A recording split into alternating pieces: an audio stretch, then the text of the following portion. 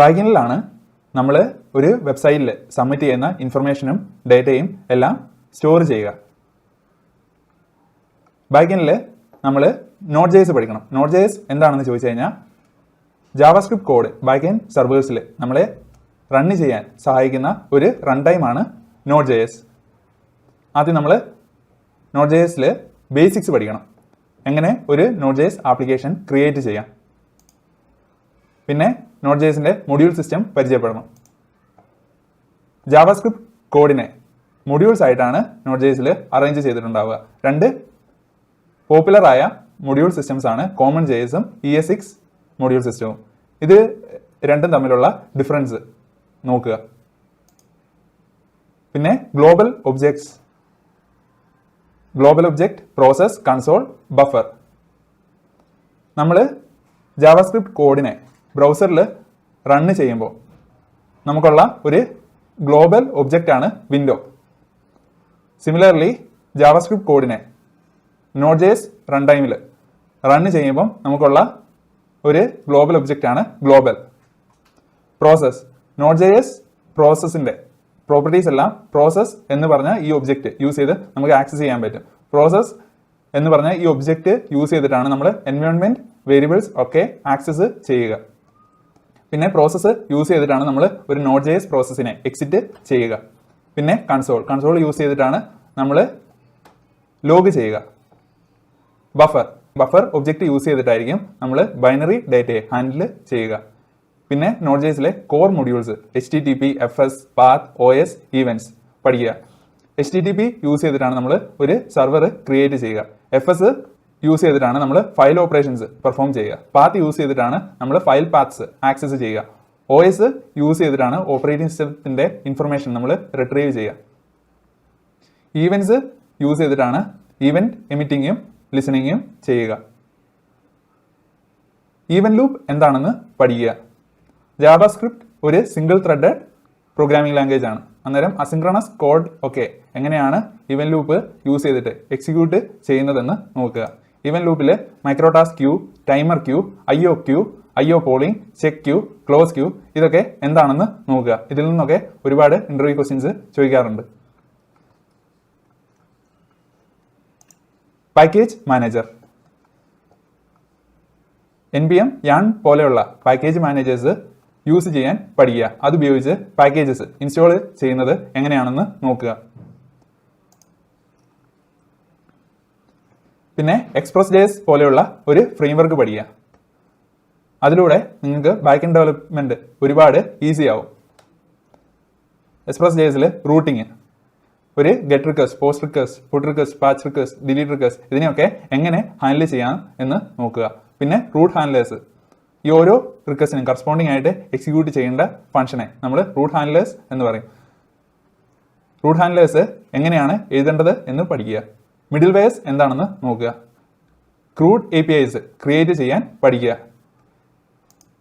APIsൽ ഉള്ള കുറച്ച് പ്രോട്ടോകോൾസ് ആണ് REST, GraphQL, RPC, WebSockets. ഇതൊക്കെ എന്താണെന്ന് നോക്കുക. ഡേറ്റാബേസിൽ MongoDBയും MySQLും എങ്ങനെയാണ് യൂസ് ചെയ്യുക Node.jsൽ എന്ന് പഠിക്കുക. MySQL ഒരു റിലേഷണൽ ഡേറ്റാബേസ് ആണ്. MongoDB ഒരു NoSQL ഡേറ്റാബേസ് ആണ്. ഇതിലൊക്കെ എങ്ങനെ സ്കീമ ഡിഫൈൻ ചെയ്യാം, എങ്ങനെ ഡേറ്റ റിട്രീവ് ചെയ്യാം, അപ്ഡേറ്റ് ചെയ്യാം ഇതൊക്കെ പഠിക്കുക. Data modelling,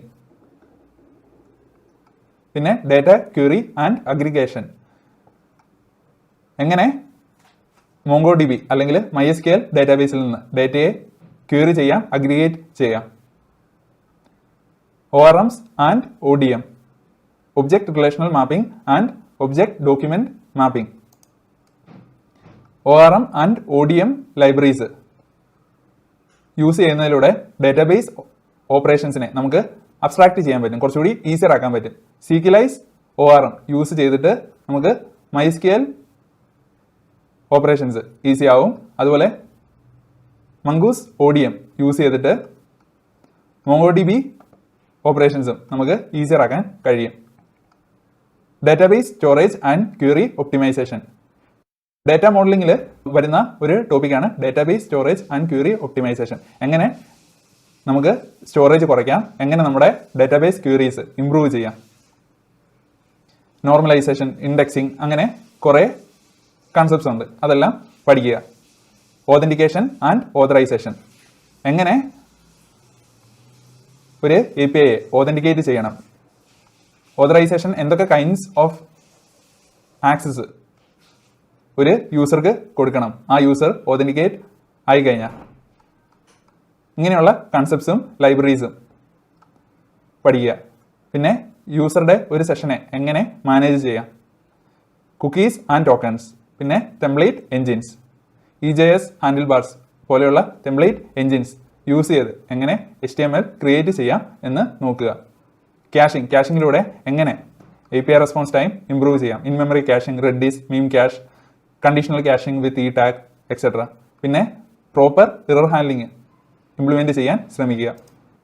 logging, Winston Morgan പോലെയുള്ള ടൂൾസ് യൂസ് ചെയ്തിട്ട് എങ്ങനെ ഇമ്പോർട്ടൻ്റ് ആയ ഇൻഫർമേഷൻ ലോഗ് ചെയ്യാം എന്ന് പഠിക്കുക. Asynchronous programming, callbacks, promises, async await ഒക്കെ യൂസ് ചെയ്ത് അസിൻക്രണസ് കോഡ് എഴുതാൻ പഠിക്കുക. യൂട്ടിലിറ്റി ലൈബ്രറീസ്, ലോഡാഷ്, മൂവ്മെന്റ് പോലെയുള്ള ഹെൽപ്പർ ലൈബ്രറീസ് എക്സ്പ്ലോർ ചെയ്യുക. Architecture, serverless, monolith and micro service architecture. ഈ 3 ടൈപ്സ് ഓഫ് ആർക്കിടെക്ചറും അതിൻ്റെ ഡിഫറൻസും നോക്കുക. Coding principles, SOLID, DRY, KISS, YAGNI ഇതുപോലെയുള്ള പ്രിൻസിപ്പിൾസ് നോക്കുക. ടെസ്റ്റിംഗ്, എന്താണ് യൂണിറ്റ് ടെസ്റ്റിംഗ്, എന്താണ് integration testing, end to end testing, ഇതൊക്കെ നോക്കുക. ഇതുമായിട്ട് അസോസിയേറ്റ് ചെയ്തിട്ടുള്ള പാക്കേജസ് അല്ലെങ്കിൽ ലൈബ്രറീസ് നോക്കുക. ഇതിൽ മെയിൻലി യൂണിറ്റ് ടെസ്റ്റിംഗ് അറിഞ്ഞിരിക്കുക.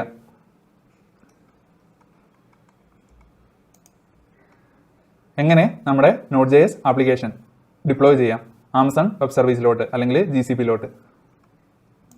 നമ്മൾ ക്രിയേറ്റ് ചെയ്ത APIസിനെ എങ്ങനെ ഡോക്യുമെൻ്റ് ചെയ്യാം. ഓപ്പൺ API സ്റ്റാൻഡേർഡ് യൂസ് ചെയ്തിട്ട് നമുക്ക് APIസിനെ ഡോക്യുമെൻ്റ് ചെയ്യാം. പിന്നെ സ്വാഗർ എന്താണെന്ന് നോക്കുക.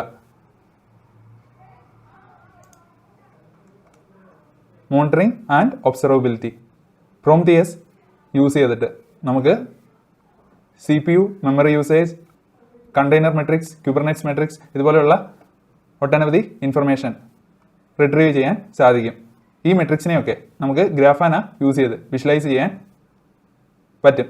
പിന്നെ ELK സ്റ്റാക്ക് യൂസ് ചെയ്തിട്ട് നമുക്ക് നമ്മുടെ ലോഗിങ്ങിനെ ഇംപ്രൂവ് ചെയ്യാനും നല്ലപോലെ അനലൈസ് ചെയ്യാനും സാധിക്കും. ഈ ടൂൾസൊക്കെ ജസ്റ്റ് പരിചയപ്പെടുക. പിന്നെ നമ്മുടെ Node.js കോഡിനെ എങ്ങനെ ഒപ്റ്റിമൈസ് ചെയ്യാം, എങ്ങനെ ഇംപ്രൂവ് ചെയ്യാം എന്ന് നോക്കുക.